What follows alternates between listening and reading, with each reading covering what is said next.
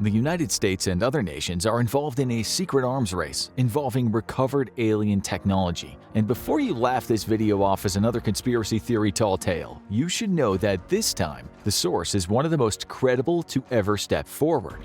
UFOs, or UAPs like the cool kids call them, are real. There's no longer any debate on the phenomenon. Any skepticism to their existence is only an excuse to reconcile one's own worldview with the emotionally uncomfortable conclusion that something is flying around in our skies. What exactly this something is, however, is still up for debate. The US government's official investigation into the phenomenon has reached its highest level yet, with multiple open and closed-door briefings to US Congress. In July 2022, the Defense Department kickstarted a new and very serious investigation into the UAP/UFO phenomenon with the All-Domain Anomaly Resolution Office. The stated goal of this new investigation is to resolve what UAPs are, who is behind them, and if they pose any threat to national security. The last publicly known investigation into the matter, Project Blue Book, was initiated in March 1952 and ran until December 1969. It too was launched in response to a rising number of UFO reports and evolved from Project Sign, set up in 1947. With fears of war and with the communists on the rise, so too were fears of Russian Wunderwaffe.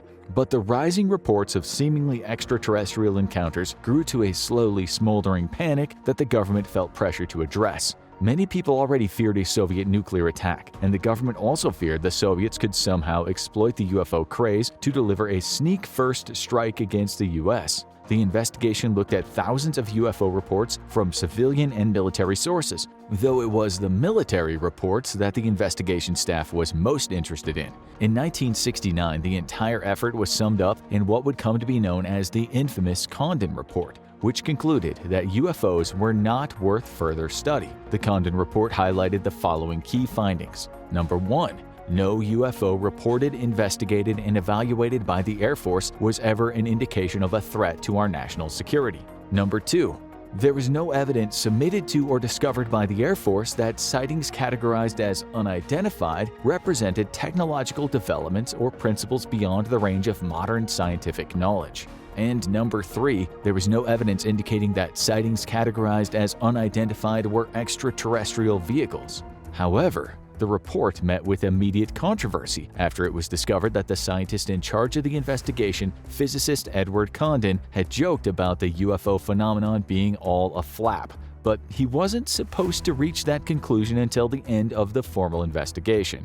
This seriously undermined Condon's credibility as an academic, as it was clear he was biased and not acting on scientific principles during the investigation. Further criticism arose in 1967 from a memo leaked where one of the investigators assured colleagues that they could expect the study to conclude that UFO observations had no basis in reality. The formal investigation into UFOs was biased from the start. J. Allen Hynek, an astronomer hired by the Air Force to investigate UFOs starting with Project Sign, had initially been deeply skeptical of the phenomenon, until the evidence changed his mind. He called the report unscientific and avoidant of the inevitable conclusion that there were still a significant number of UFO encounters that could not be explained. Over 700, in fact.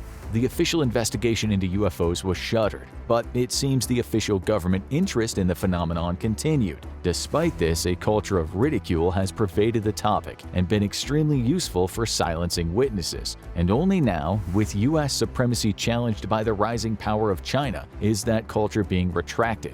According to the official UAP investigation, this culture of ridicule has actively hampered efforts to investigate UAPs as pilots and other witnesses are intimidated into remaining quiet. Given that some of these UAPs could represent advanced foreign adversary threats, the US military has done a full 180 on its protocols on reporting UFOs and UAPs, with the Navy and Air Force both issuing new guidelines to their aviators and encouraging them to come forward. The new investigation into UAPs, AARO, is yielding reams of data, though much of it remains classified. However, it is now known that UAPs have been detected by US military forces in the air, on the land, and even under the sea. Fears of an advanced foreign threat or a leapfrog technology that could render the US vulnerable to attack are partly driving this new investigation, but so is a serious and growing concern for the safety of American civil and military aircraft given many near misses reported.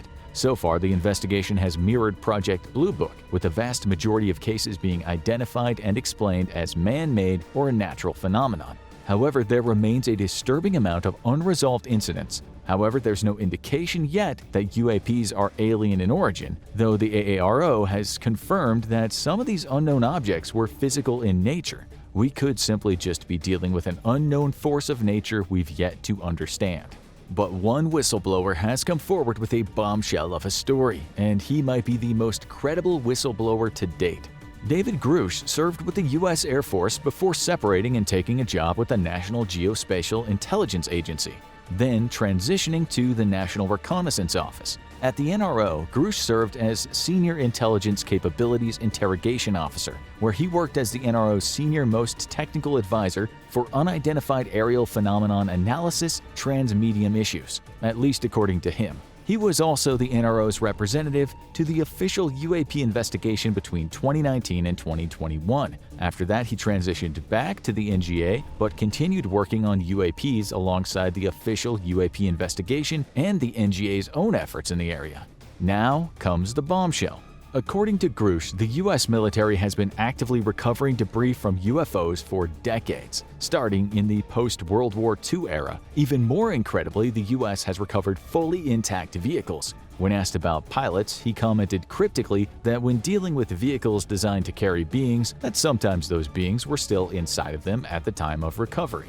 But the U.S. isn't alone in the effort, as according to Grush, multiple countries have been involved in attempts to recover crashed alien craft. Apparently, the U.S. has been the most successful, however. That's probably a good thing, though we imagine Russia would still manage to bungle the Ukraine invasion even if it was armed with Imperial Star Destroyers, mostly because the conscripts would have stripped it of copper for vodka money.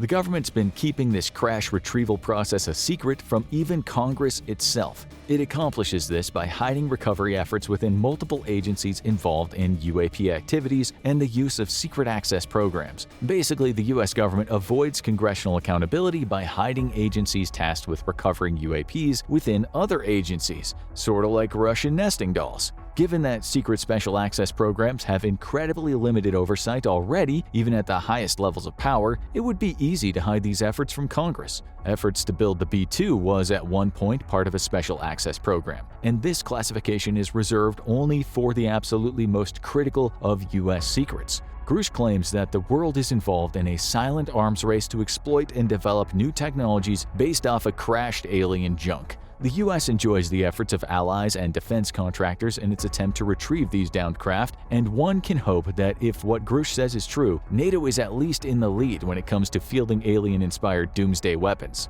Grush, however, cannot offer any details on these craft of their occupants because, by his own admission, he's never even seen one himself. Instead, Grush says that he became a whistleblower because of the ongoing litany of wrongdoing by people involved in these crash retrieval efforts. Per Grush, he was approached by individuals involved in the UAP efforts who disclosed concerns over things such as contracting against federal acquisition regulations, the suppression of information across industrial base and academia, and other unspecified criminalities. With mounting concerns over the illegalities and violations of federal law taking place within the retrieval efforts, Grush says that he directly approached Congress to warn it of what he called a, quote, publicly unknown Cold War for recovered and exploited physical material, a competition with near-peer adversaries over the years to identify UAP crash landings and retrieve the material for exploitation or reverse engineering to garner asymmetric national defense advantages. How Congress took this news is unknown, but what is known is that what actually happened next directly led to Grush deciding to become a whistleblower, and for once, we have a real paper trail to verify at least part of Grush's story. After bringing the retrieval efforts to Congress, Grush claims that he was the target of a harassment and retaliation campaign perpetrated by individuals inside the DoD involved with these special access programs. In May 2022, the harassment became significant enough that Grush filed a complaint of reprisal with the Inspector General of the intelligence community in May 2022. Here's where the story takes a significant twist from just another conspiracy theory to a very real possibility that Grush is telling the truth. Grush's background has been largely confirmed via several paper trails linking him to various agencies he claimed to work for. Grusch is mentioned in multiple DoD publications starting in 2011, and multiple sources have confirmed Grusch's credentials and story to the journalists who first published his claims, Ralph Blumenthal and Leslie Kean, the authors of the original 2017 New York Times expose that revealed the then-secret UAP investigation. However, the sources confirming Grusch's story have remained anonymous in order to protect their identities, yet retired Army Colonel Carl Nell was quick to come forward to vouch for Grusch's character and his credibility. Nell would make his own explosive revelation in defense of Grusch, stating his assertion concerning the existence of a terrestrial arms race occurring sub rosa over the past 80 years, focused on reverse engineering technologies of unknown origins, is fundamentally correct, as is the indisputable realization that at least some of these technologies of unknown origin derive from non-human intelligence. But even more incredibly, we have confirmation that Grusch really did file the complaint to the Inspector General of the intelligence community, and their conclusion 1 month later that his complaint was discovered to be, quote, credible and urgent. And unlike other whistleblowers, Grusch did not come forward alone. He hired the Compass Rose legal group to represent him as he broke the story, and is represented by Charles McCullough III, who just so happens to himself be a former Inspector General of the intelligence community, serving in 2011. Grusch is likely to be the single most credible whistleblower on the UFO phenomenon to ever come forward, not just because of his credentials, but the paper trail to back up at least some of his claims. And people are taking note. The House Oversight Committee is even now planning a hearing on UFOs based off Grusch's allegations, with the intent of discovering if the Pentagon is indeed keeping secrets from Congress. Per Oversight Committee spokesman Austin Hacker, in addition to recent claims by a whistleblower, reports continue to surface regarding unidentified anomalous phenomena. The House Oversight Committee is following these UAP reports and is in the early stages of planning a hearing. Grusch's story is causing serious ripples across the Department of Defense and American culture itself, but it's still in the very early breaking stages, and by the time you see this video, there could be even more explosive revelations. However, it's important to remember that Grusch has no physical evidence of any of his claims, and one cannot dispel the possibility that this is all a very elaborate and well-built ruse. U.S. intelligence has long used UFO reports as a cover for top-secret programs, such as the F-117 and the B-2 bomber. It's also an incredibly imaginative community. During the Cold War, the CIA faked a series of vampire attacks in the Philippines in order to scare communist guerrillas, and by all accounts, the effort paid off in spades. So, during a time of rising tensions with China, a near-peer competitor, it's not a stretch to imagine a world where the US government purposefully fabricates a very believable story about recovered alien technology. Grusch could be telling the truth, but he also could be a misinformation agent involved in one hell of a ruse. To see the value of such a ruse, try to imagine yourself in China's shoes as very credible news of, quote, multiple nations recovering UFOs and reverse engineering their technology come to light. Imagine that as China, when you look at your own hangars, there's not a single crashed UFO in sight. Suddenly, the fear of the US wielding hyper-advanced weaponry based off recovered alien technology is very real, and you might end up rethinking your approach to international conflicts with America. However, to play devil's advocate, we also have to ask just how many more very well-placed and very credible individuals have come forward before we start accepting that there may be more truth than fable to stories of the US recovering crashed alien craft. Now, bow before your alien YouTube overlords by clicking on "Military Can't Explain These UFOs" at US and Russian nuclear weapon sites. Or click this other video instead.